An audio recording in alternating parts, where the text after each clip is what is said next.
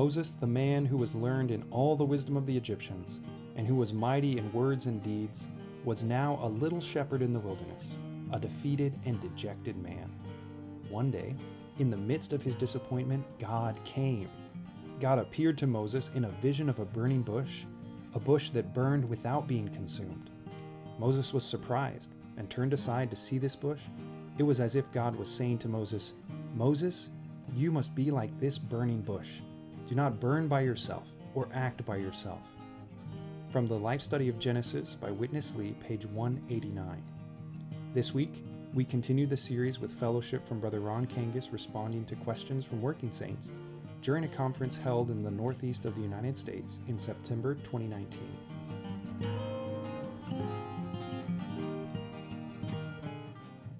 I feel as though there's a disconnect between college and post-college working life.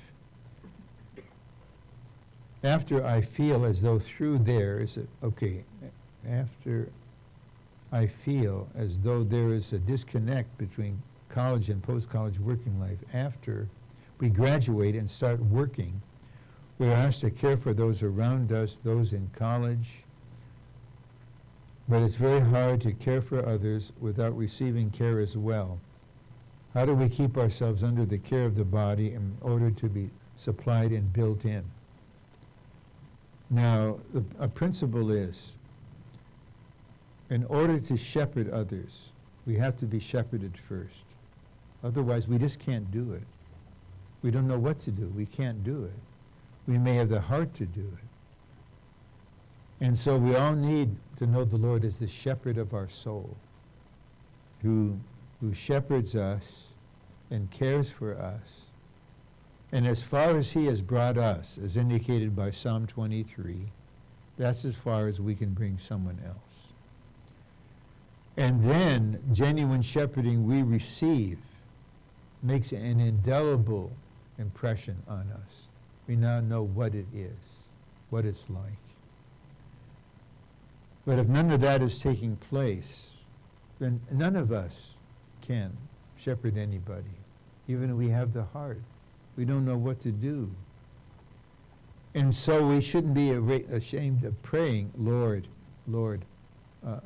shepherd me, so I know what shepherding is, that I may also then shepherd others spontaneously. And so this is the greatest need. This is one of the three elements of the new revival. The first is high peak of the divine revelation. The second, the God-man living. The third is mutual shepherding. We are all sheep and we're all shepherds. So to help the trainees in Anaheim understand this, I ask them two questions, but only the second one really matters. The first question is, do you think I can shepherd you? And of course they all think, aged Ron, he can shepherd us. But here's my real question. Do you believe you can shepherd me? You have to believe that. Brother, you can shepherd me. You have something of Christ I don't have. We could have a conversation for 30 seconds, and you could shepherd me. You don't even know you're doing it. You're just letting the life flow. Okay, how do you interpret the recent incident that involved the rebellion posted on social media and the subsequent suicide? Is it part of God's governmental dealing? Okay, this is a valid question. We're not afraid of it. I don't interpret. I don't interpret. I have no ground to interpret. It's not be beneficial to interpret. It happened.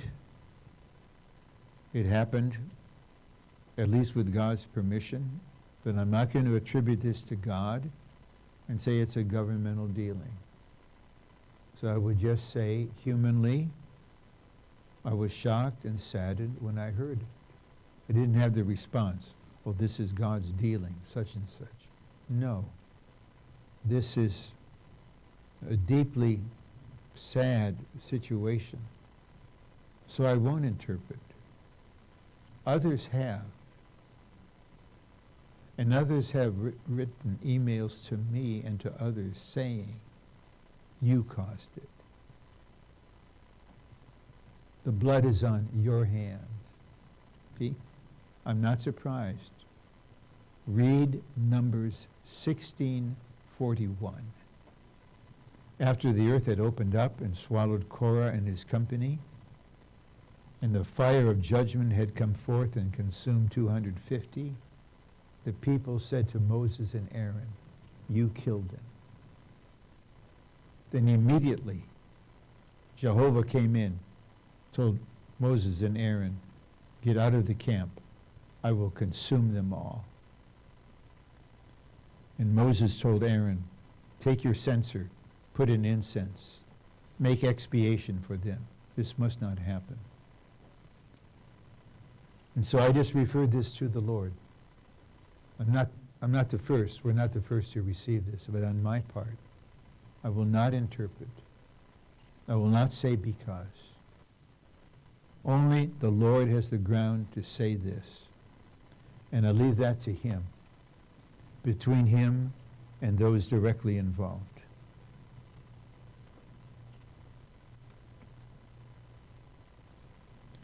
Okay, now.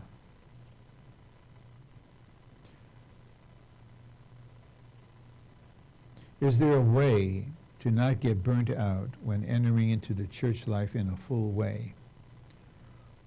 What are some human ways to cherish yourself when those times occur? I almost never in my life wrote any kind of poetry.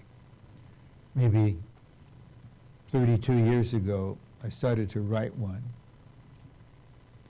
And it indicated to me where I was.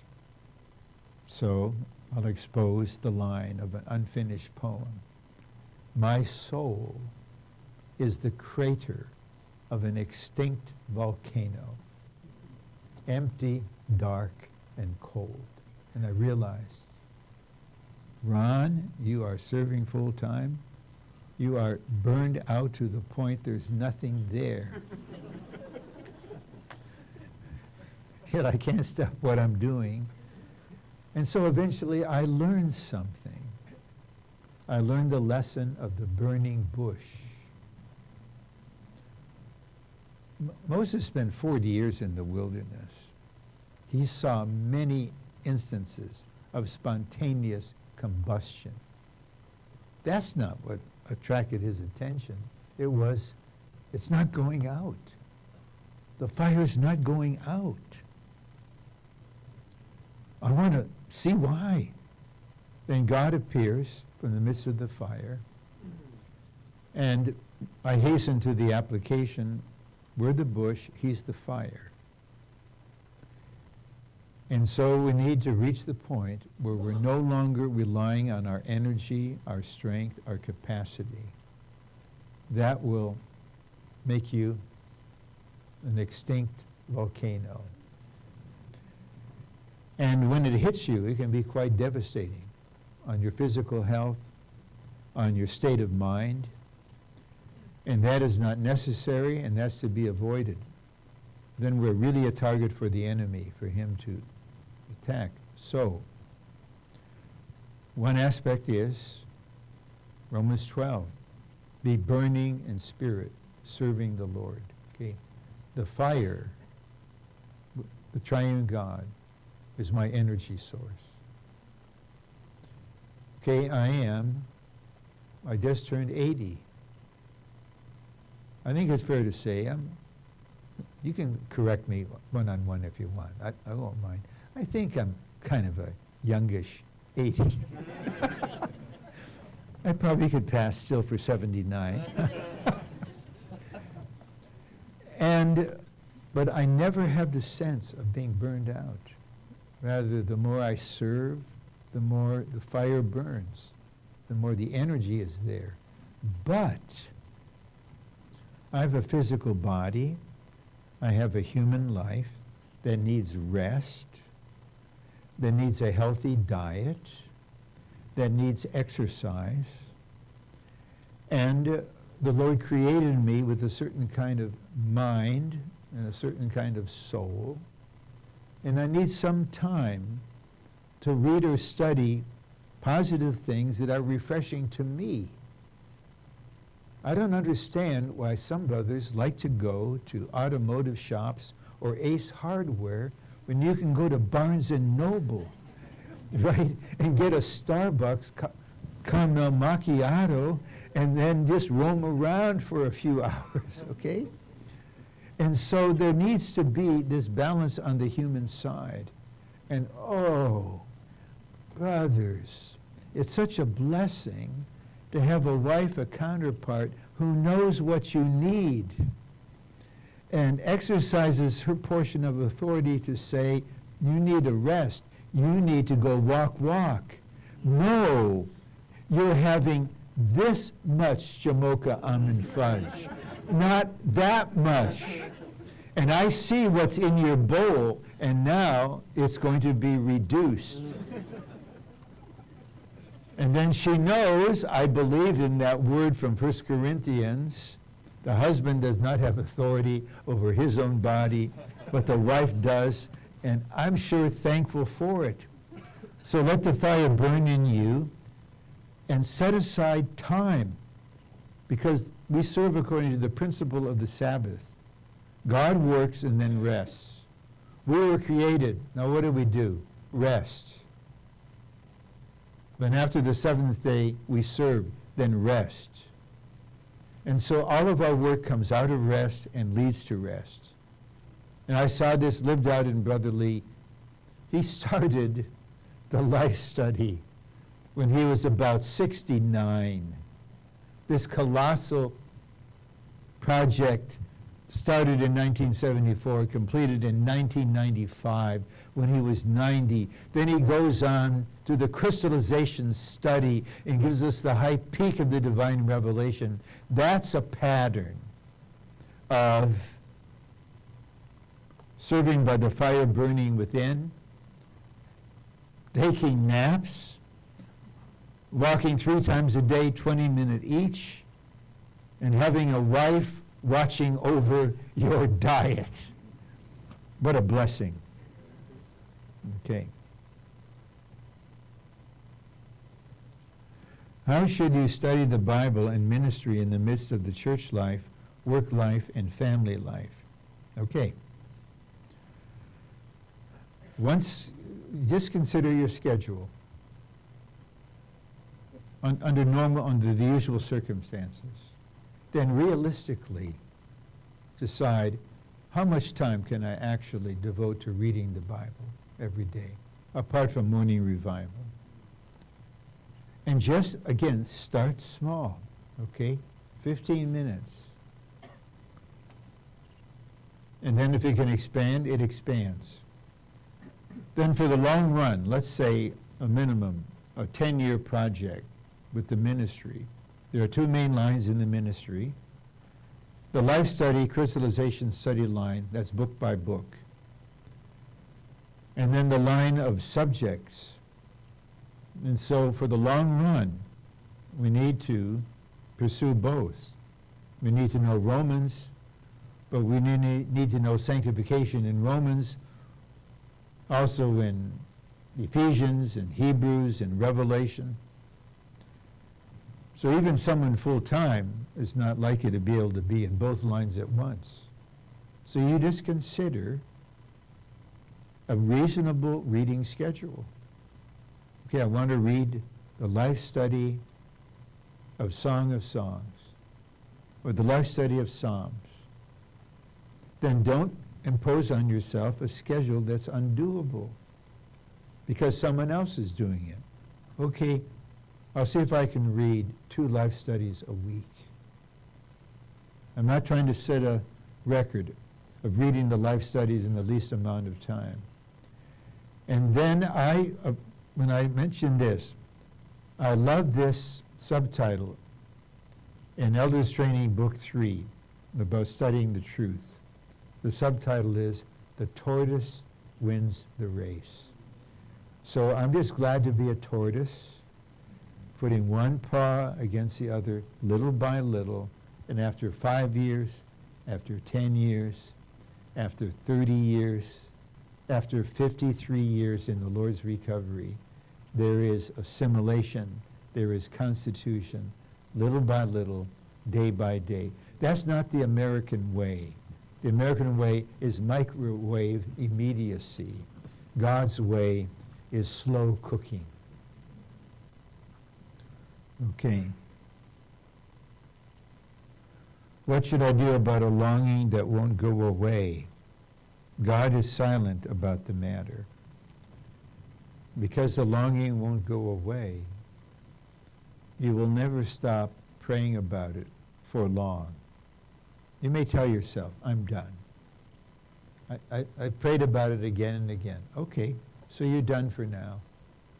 And a couple hours later, the longing is there. What can you do but bring it to the Lord? And if you have the life and peace, you bring it to certain ones who trust, who will pray for you. So I'm going to mention this, but I want to mention this carefully, because I saw this happen, and it was delightful.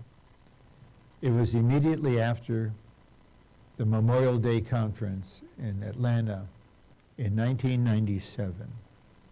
I'm walking out of the hotel meeting room, and I see at a table a brother named Bob, whom I knew, talking to Liz, whom I knew. And I had a very, very good feeling about their conversing with each other. And so I asked Liz, I said, Liz, how do you feel right now? She said, you mean this second? I said, I mean this nanosecond. She said, I feel really good. I said, so do I. Then this is what I learned what happened. A brother, maybe by that time he was in his late 50s. And both, the two of them were about 30, 31. He went up to Bob after the meeting. He was certainly in the Lord. He said, Bob, you come with me. There's someone I want you to meet. So he walked Bob up to Liz. He said, Liz, this is Bob. Bob, this is Liz. Then he walked away because the Lord used him not to matchmake, but to facilitate according to God. This was at the end of May. In September, I had the privilege of speaking at their wedding meeting. Now they've been married for 22 years, a lovely couple. So you may want to ask the Lord, if he's not doing anything directly, would you consider doing something indirectly? So there's a sister here, she's married now, she's happily married, she's in Germany. And I knew her situation from time to time. She would open up her discouragement. So I would tell her with a smile, I said, I'm going to Northern Europe. I'm going to come back with a big Viking for you. In other words, I'm going to keep my eyes open. I'm not going to interfere. But sometimes the Lord uses the body. Until that happens, the yearning's not going to go away. So just express to the Lord again and again. He'll never grow weary. How do I know to pray? How do I know what to pray when I don't know his feeling? Well, then you don't know what to pray. So pray according to your feeling at first. Make your request known. Don't hold back. Whatever's going on in you, start there. And then open up to the Lord. And then that may give him the opportunity to let you know his feeling is. So you don't have to analyze your prayer. Just honestly open to the Lord and share with him what's going on within you, whatever it is. He already knows. He hasn't commissioned the angel to strike you down. No matter what it is, you can tell him anything. And so we shouldn't try to be considering, oh, unless I know the perfect will of God, I dare not utter anything, otherwise I'm self-centered. Well, Yes, when it comes to the prayer ministry of the church, we're praying for His will, for His kingdom. But in Philippians 4, Paul says, make your request known. Make your requests. So when my daughter was little, a little girl, she would come, Daddy, Daddy, can I have a pony? I didn't say to her, why don't you care for the desire of my heart? My purpose in bringing you into existence. Why do you ask about pony? I'm so happy she would ask her daddy for a pony. Then I have to say, Becky, we live in the city. We can't have a pony in our backyard. How about a little bunny? Yes, a bunny. Okay, it's like that. Okay. I stopped having regular morning revival and daily reading for a while because I was too busy in studying.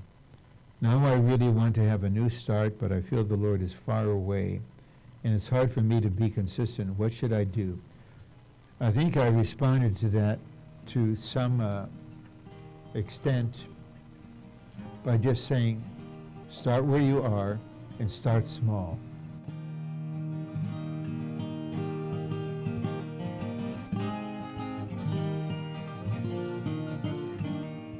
Thank you for joining us today. To hear the complete recording and other messages, please visit livingtohim.com. If you would like to receive regular updates from us, please subscribe to this podcast and join our mailing list on our website. You can also find us on Facebook, Instagram, and YouTube, where our handle is @livingtohim.